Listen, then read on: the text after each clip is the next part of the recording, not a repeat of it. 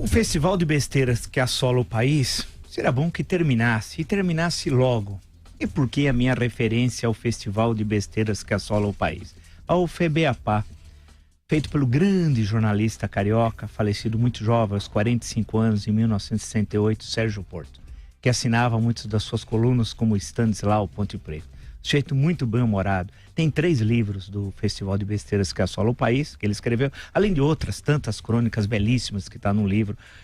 Tia Zulmiriel, um sujeito brilhante, tal pena que morreu tão cedo. E nesse FEBEAPA ele mostrava os absurdos que ele estava assistindo no Brasil. Se ele tivesse vivo, creio, peço emprestado a ele, esse conceito, vamos chamar assim, pode ser aplicado ao Brasil contemporâneo sem tirar nem pôr.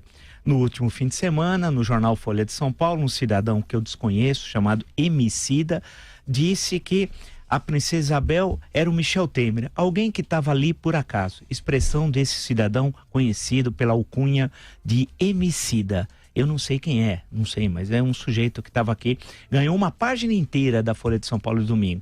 Então vamos explicar o Emicida. A princesa Isabel não estava ali por acaso, ela era regente e a sucessora do trono. Então, bem devagarzinho eu vou explicar para você, para ver se você entende. Você deve ter poucos neurônios, então bem devagarzinho. Ela, por exemplo, também assinou a Lei Rio Branco, em 1871. Você sabe que a lei do ventre livre, vamos explicar bem devagar. Ela foi fundamental, porque a partir daquela data, todos os nascituros iam nascer livres, né? Filhos de escravos, de escravas. Isso era importantíssimo para o fim da escravidão, né, seu Emicida? Foi a princesa Isabel. A princesa Isabel tem, você deve estudar. Não seja ignorante, estude, faz bem estudar. Livro não é para colocar debaixo do braço e por osmose achar que aprende, ou colocar na cabeça para andar de forma elegante. É para abri-lo, para lê-lo. Então vamos devagarzinho explicar a você. Ela tem um papel muito importante ali, as biografias tem boas no mercado, as cartas, toda a correspondência. E lembrar você que quando ela assina a lei de 13 de maio de 1888, ela está perdendo a possibilidade de ter o terceiro reinado e ela como chefe de Estado.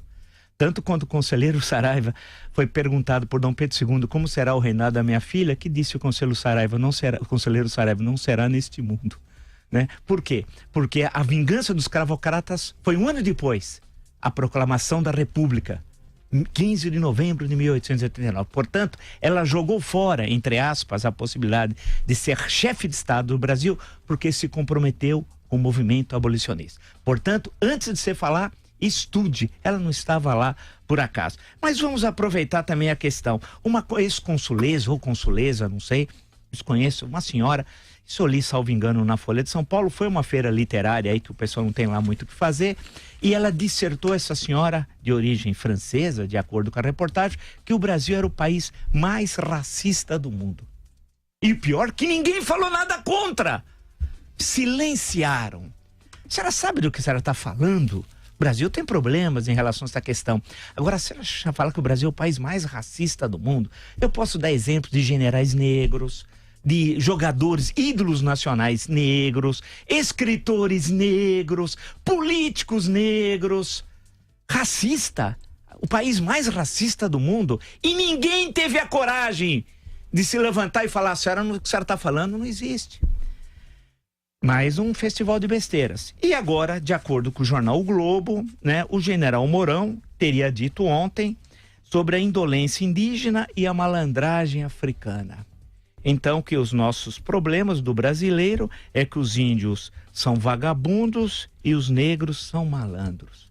E de acordo com a reportagem do jornal O Globo, página 6, ele teria dito isso. Aí a jornalista, creio que não foi fiel na outra parte. Ela disse assim: então esse é o nosso caldinho cultural. Não é caldinho. Caldinho é de feijão.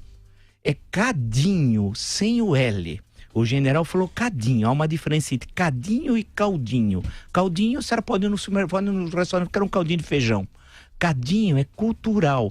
É no sentido de fusão, de mistura e tal. E nós vivemos, portanto, o tempo dos ignorantes. Os ignorantes falam, têm espaço, têm poder. E pior, quando questionados, dizem assim: eu não sei, e daí? Triste Brasil, que o festival de besteiras assola o nosso país durante todo ano, todo mês, todo dia. A pergunta é: até quando?